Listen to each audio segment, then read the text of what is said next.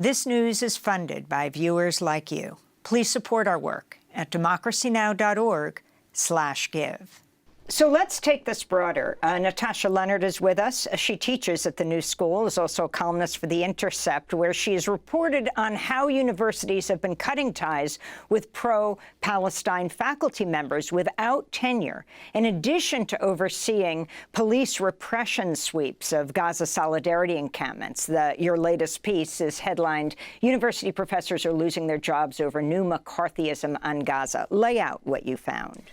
Well, first of all, I want to say thank you for my colleague Alexandra and the extraordinary work that our Solidarity encampment and participants have been a part of.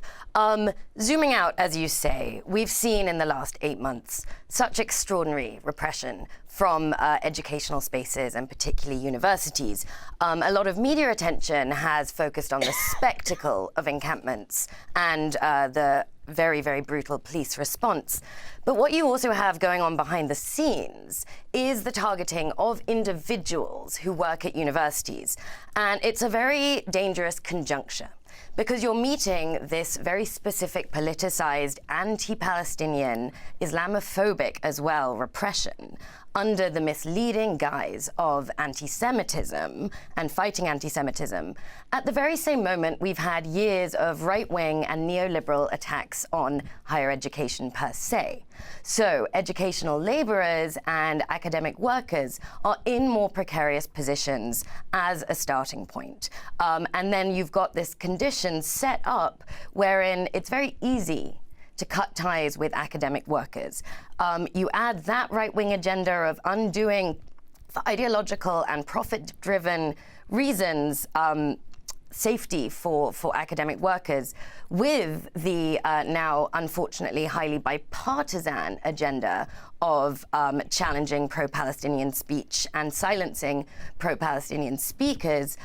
That comes together to a very dangerous constellation where you're seeing dozens of people facing job suspensions, people not having their contracts renewed, people facing disciplinary action within their professional circumstances, and these kind of consequences that are overwhelmingly facing only pro-Palestinian speakers, not speakers who are supporting Israel's genocide.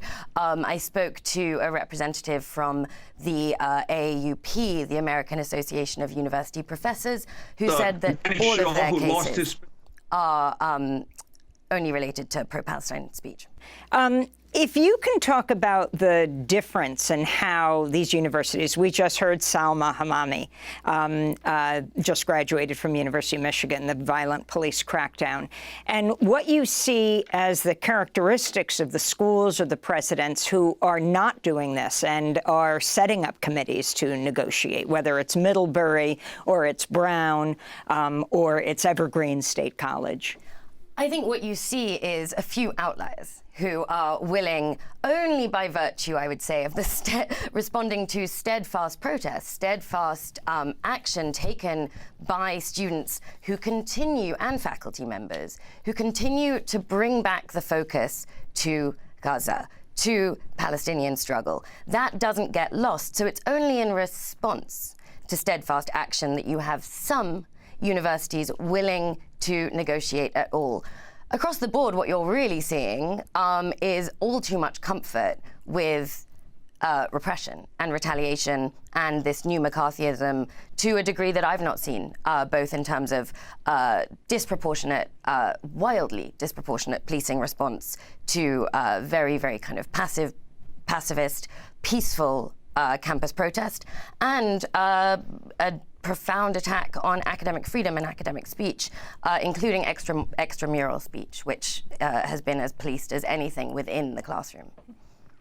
And Natasha Lennard, you talk about some specific examples. For instance, Danny Shaw, who lost his position at John Jay College after 18 years as a professor of Latin American and Caribbean studies as a result of a campaign of right-wing pro-Israel harassment. Yes, so Danny Shaw's case is one of over a dozen people I spoke to who have either been suspended or not had their precarious labor contracts renewed. I spoke to Mohammed Abdu, who has been working for a year at Columbia, also teaching post-colonial studies, indigenous studies for 20 years. Jodie Dean, who I believe maybe has been a guest on this show, a brilliant scholar who was suspended.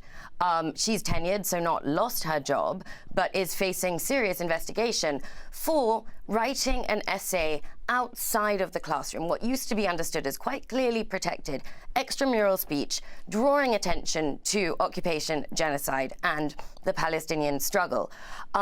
Again and again, the pattern is the same. You see public speech made and then targeted by pro-Zionist, pro-Israel groups, right-wing, often far-right doxing outlets, things like Campus Reform, antisemitism.org, and that then creates a backlash from within the university and indeed from politicians. We just have 30 seconds. What's the role of the American Association of University Professors? It is an organization that supports professors, but it really can't have a vast grasp on the expanse of retaliation going on here because it requires professors themselves to report a problem and ask for that case to be taken up. And so again and again, this retaliation is not being stopped in any sort of formal and official way. We want to thank you both for being with us. Natasha Lennard, columnist for The Intercept, will link to your piece. University professors are losing their jobs over new McCarthyism on Gaza. She's Associate Director of the New School's Creative Publishing and Critical Journalism Master's Program. And I want to thank Alexandra Chasin, Professor of Literary Studies at Lang College at the New School, part of the faculty encampment and the negotiating team that led the New School Board of Trustees to agree to vote on divestment. Democracy Now! Is funded by viewers like you. Please give today at democracynow.org/give.